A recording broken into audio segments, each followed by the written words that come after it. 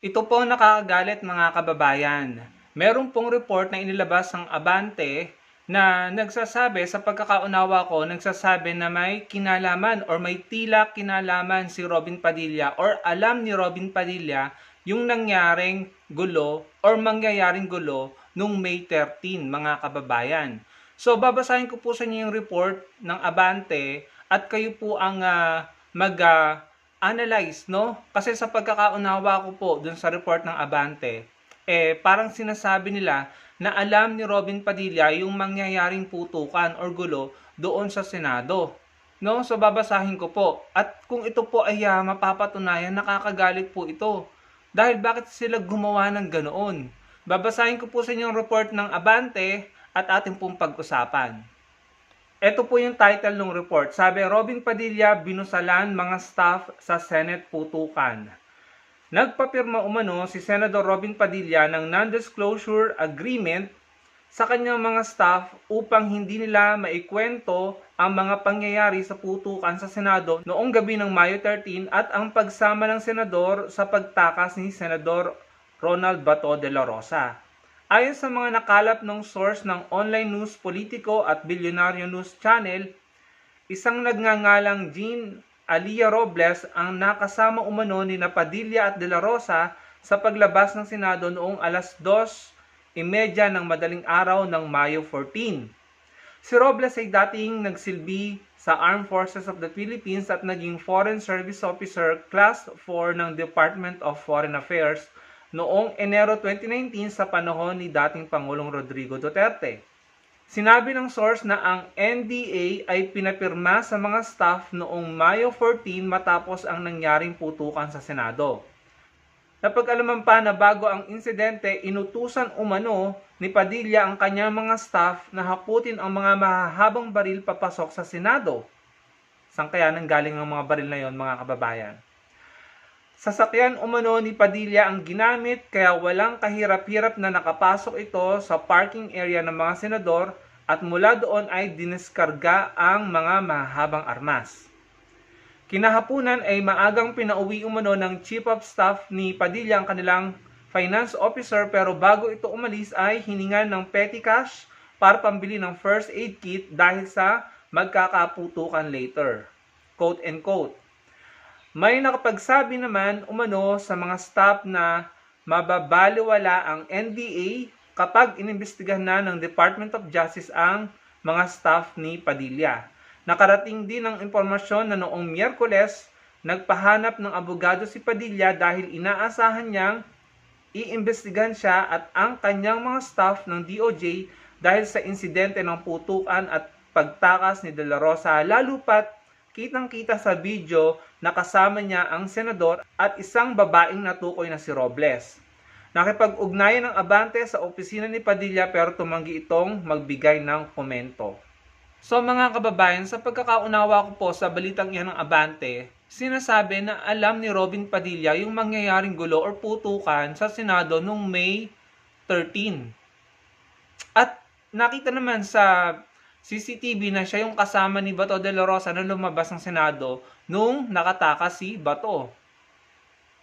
Kung mapapatunayan na alam ni Robin Padilla ang mangyayaring gulo, yung putukan ng May 13, hindi po ba nakakagalit ito mga kababayan?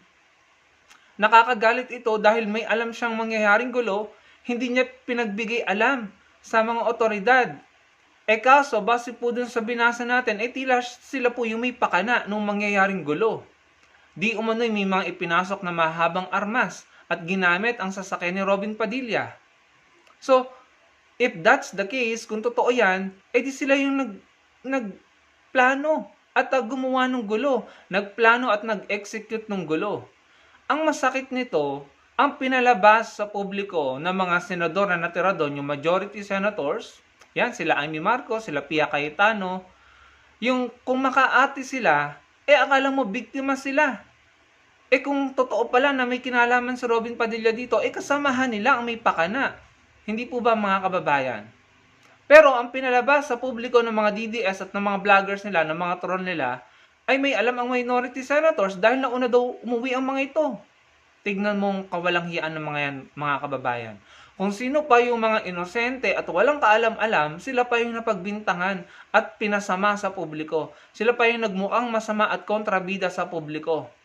Kaya po nung nagsalita si Senator Rizon Tiveros, sumagot si Pia Cayetano, ngumalngal si Pia Cayetano, umiyak.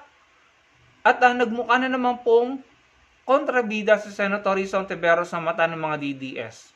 Pero kung tutuusin, kasamahan pala nila Pia Cayetano ang may pakana nito kung totoo yung sinasabi sa report ng Abante News Online or ng Abante.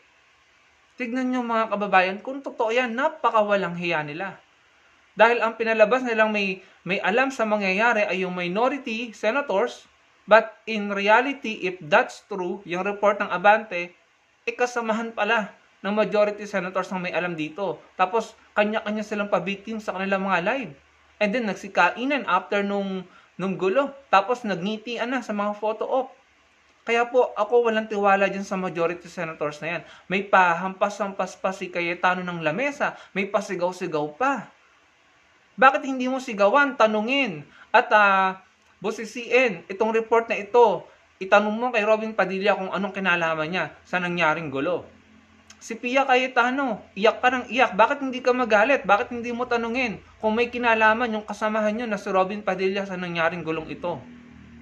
Bakit nag-iiyak ka? Bakit imbes na umiyak ka dyan, hindi ba dapat magalit ka dahil may nagdulot ng gulo at pagkatakot sa iyo? Nasabi mo na in my understanding, nagpapaalam ka na sa mga anak mo.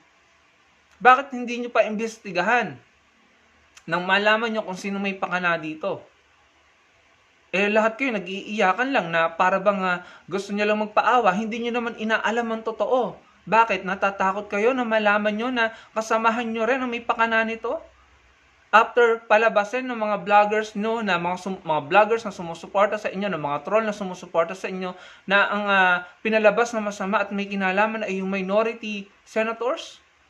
Kawawa naman po yung mga minority senators dahil sila po yung pinagmukhang masama dito.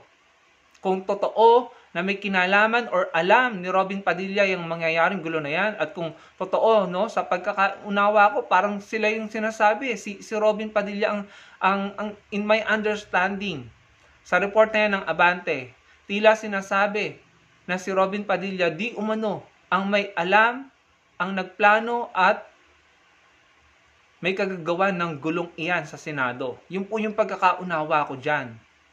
Correct me if I'm wrong. Pero yun po yung pagkakaunawa ko dyan. Pero sino pong pinalabas na masama ng mga propagandista at ng mga vloggers ng mga DDS? Yung minority senators. Na porkit umuwi ng maaga? Sinabi pa nito ni Pia Cayetano na iyakin na walang nangamusta sa kanila. But in reality, meron naman pala. Lumabas sa social media yung mga screenshots ng messages ng minority senators sa kanila na kinakamusta sila at pinagdadasal sila at pinag-iingat sila. Tapos ngangal-ngal-ngal ka dyan sa Senado, sa publiko, na tila ba ang may kinalaman or binaliwala kayo ng minority senators. Grabe mga kababayan, kung mapapatunayan po na si Robin Padilla ay may alam dito, tayo po'y nililin lang. Tayo po'y winawalang hiya. At ako naniniwala ako may kasunod yan na karma sa inyo. Sa kampo nyo mga DDS. Hindi na kayo nagbago. Puro kayo propaganda, panlilinlang, panluloko sa mga Pilipino.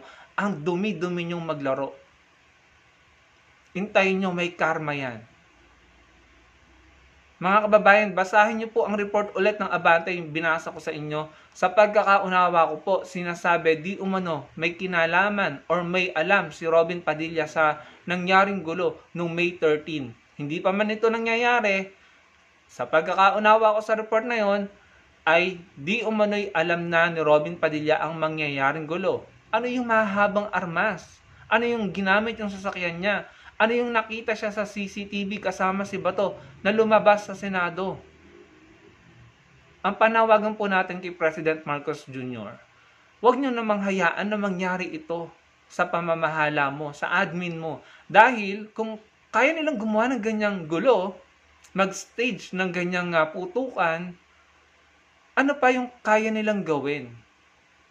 Ano pa yung gagawin nila para siguro para sabotahihin ang administrasyon mo, para guluhin ang Pilipinas.